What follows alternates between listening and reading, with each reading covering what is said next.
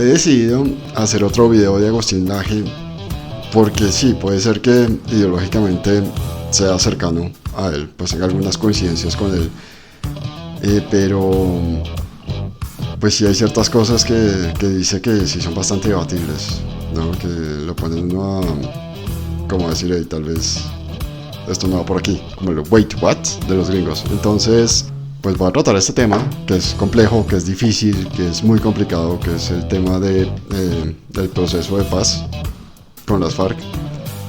Pero bueno, aquí vamos. A Colombia, porque eso me da pie para preguntarle su opinión sobre el acuerdo de paz que se firmó con las FARC.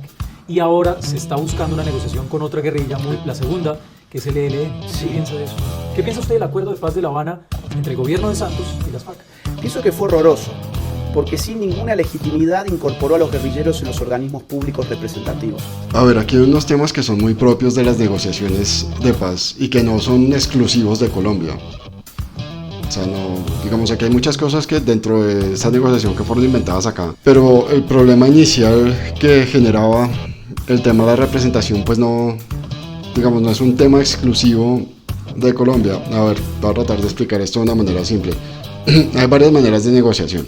Entonces, por ejemplo, si vemos a lo que pasó con los paramilitares, con lo que en su momento se conoció como las AUC, Autodefensas Unidas de Colombia, ahí lo que hubo fue un sometimiento, una negociación de sometimiento. ¿Por qué? Porque los paramilitares dijeron, me entrego, me cansé, no voy a luchar más, me quiero desarmar, me entrego. Eso es casi como una rendición, solo que como un pasito más arriba.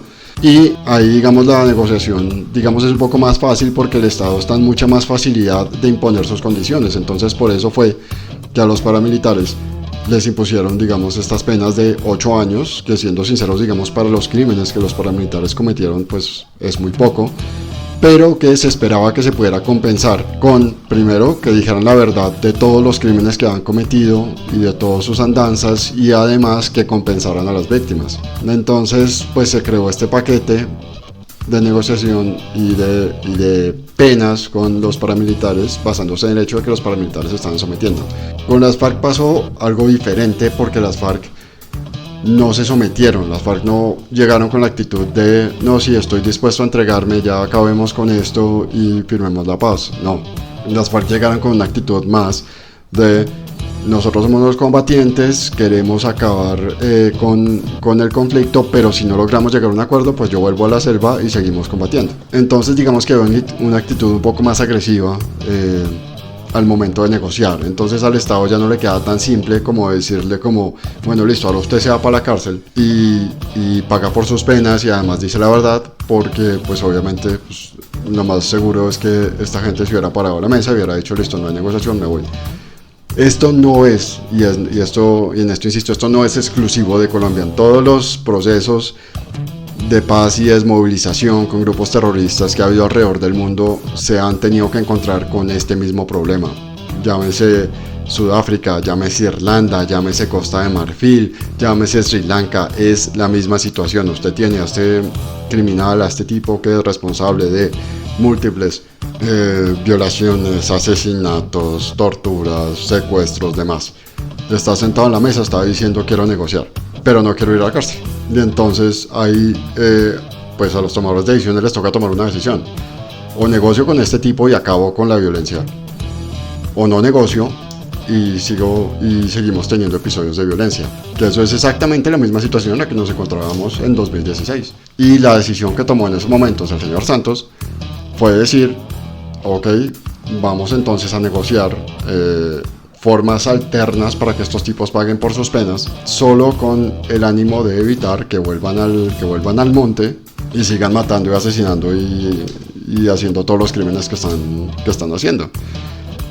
Por eso fue que se negoció de esta manera.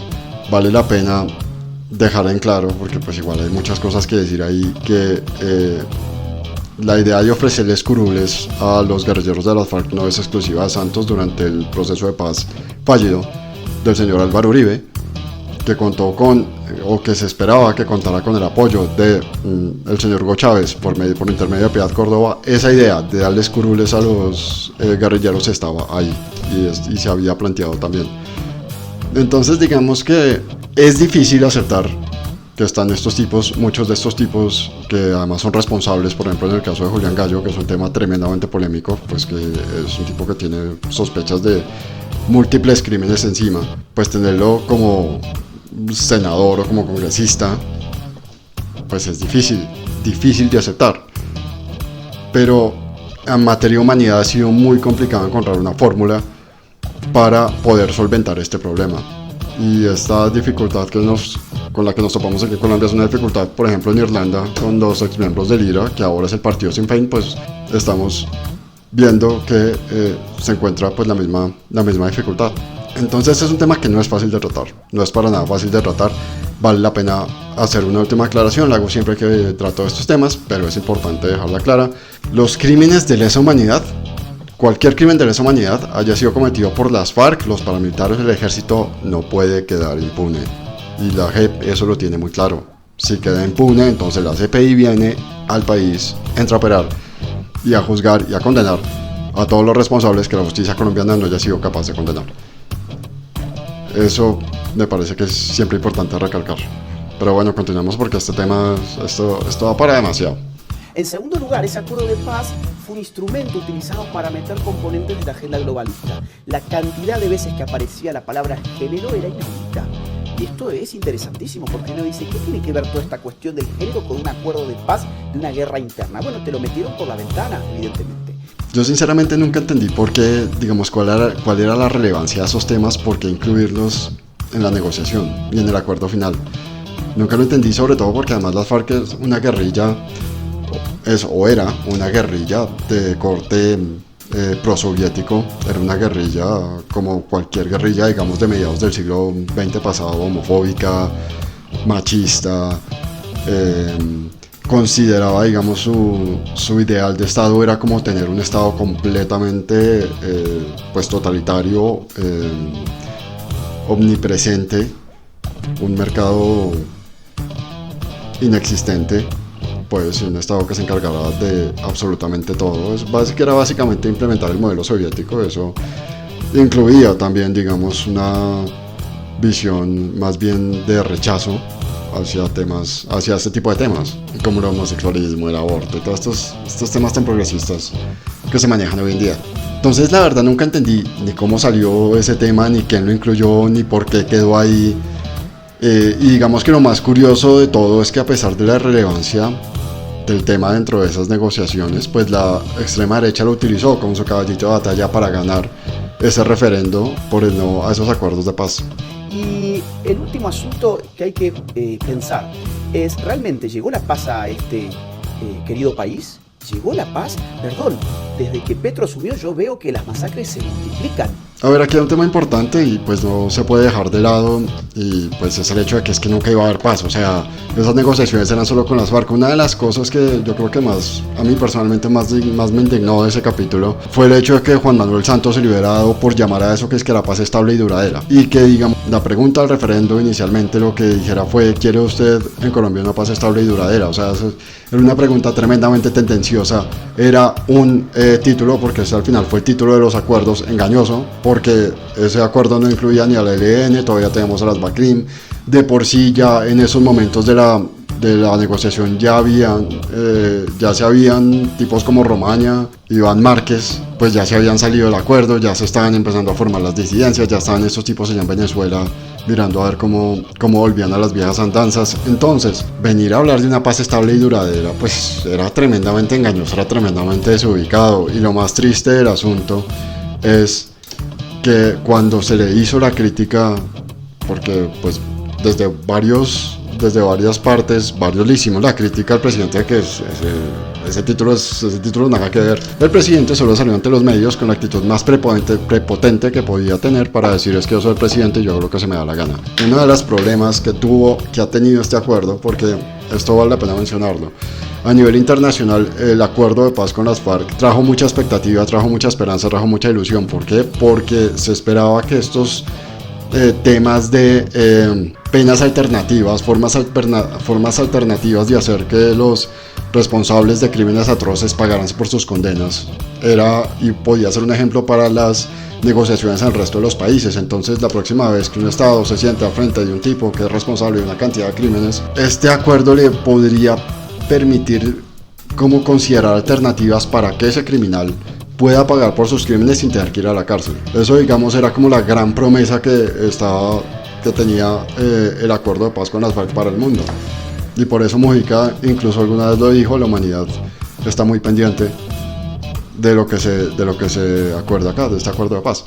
Infortunadamente eso pues se perdió, en parte es por el pésimo manejo que se le dio, porque Juan Manuel Santos infortunadamente, digamos, lo hizo una prioridad de su gobierno, pero lo manejó con los pies, como lo podemos ver en este ejemplo de la paz, estabilidad y duradera. Entonces paz nunca hubo. A mí el libro de Ariel Ávila no me convence mucho, pero en materia cuantitativa pues ahí sí están los datos muy claros, como en algún momento, digamos, recién terminado el acuerdo de la violencia sí cayó, pero paulatinamente empezó a volver a subir y ahora está llegando a niveles a los que nunca esperaríamos haber vuelto a llegar. Pero pues muy tristemente esa es la situación. Es una situación que se veía venir. Infortunadamente en materia de seguridad, lo he dicho varias veces, no hay muchas esperanzas, porque pues realmente aquí nadie se está tomando el tema de la seguridad en serio, por lo menos con políticas medianamente serias. Entonces pues por ese lado pues realmente no hay que esperar mucho. Es decir, Agustín, usted hablaba incluso al comienzo de esta entrevista sobre Gustavo Petro y decía, no puede ser que Colombia escoja un guerrillero, pero ese guerrillero que entrega las armas, que decide dejar, no tiene posibilidad en algún momento de aspirar a la presidencia o como los de las FARC a un puesto en el Congreso. Mire, se lo voy a responder con esto. Los militares que han combatido a las guerrillas en nuestro continente, ¿ellos tienen la posibilidad de elegirse? No. Incluso hay casos donde siendo elegidos para el Congreso, se los retiró del Congreso, no se les dejó su curul. ¿Por qué? Porque habían cometido crímenes contra los guerrilleros. Ahora, ¿por qué entonces los guerrilleros sí pueden entrar en el Estado, pero aquellos que los combatieron están en las cárceles?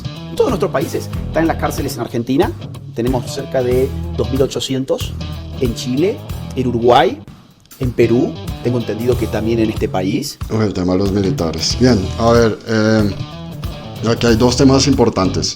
Primero, como lo dije anteriormente, digamos, es que las dificultades de negociar, sobre todo con gente que es responsable de crímenes atroces, son varias, porque nos encontramos, por ejemplo, también con esta contradicción tan importante, que una vez más no es ni siquiera propia de los países de América Latina. Entonces, claro, listo. Tuvimos un Estado y agentes del Estado que combatieron a estos criminales. Estos criminales ahora están sentados acá al frente diciendo, queremos negociar, no vamos a ir a la cárcel. Fuera de que estamos negociando que usted no vaya a la cárcel, si esta negociación no está incluyendo a la gente del Estado que también cometió crímenes en el marco de ese conflicto, de ese enfrentamiento. Y además de eso hay que tener en cuenta las normativas y los tratados internacionales a los que se ha sometido el país. Y si el país se ha sometido a un tratado de respeto a los derechos humanos, pues obviamente hay que darle un tratamiento jurídico a esos agentes del Estado que son responsables por crímenes. Y eso, digamos, se relaciona con el segundo punto. Es decir, pues eso no es tan blanco y negro tampoco. Hay que ver por qué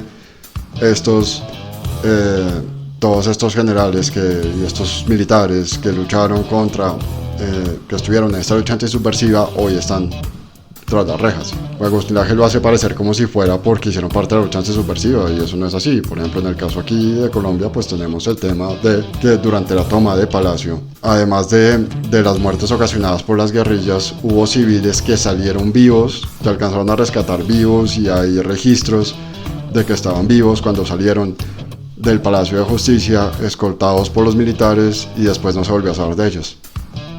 Eso pues es un crimen.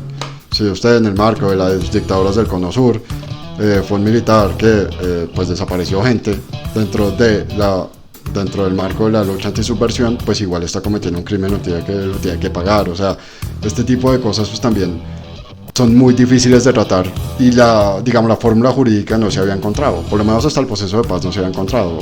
Si hubiera funcionado las alternativas del proceso de paz, capaz si hubiera pensado en la forma de aplicar estas alternativas para militares también que fueran responsables de crímenes por el estilo.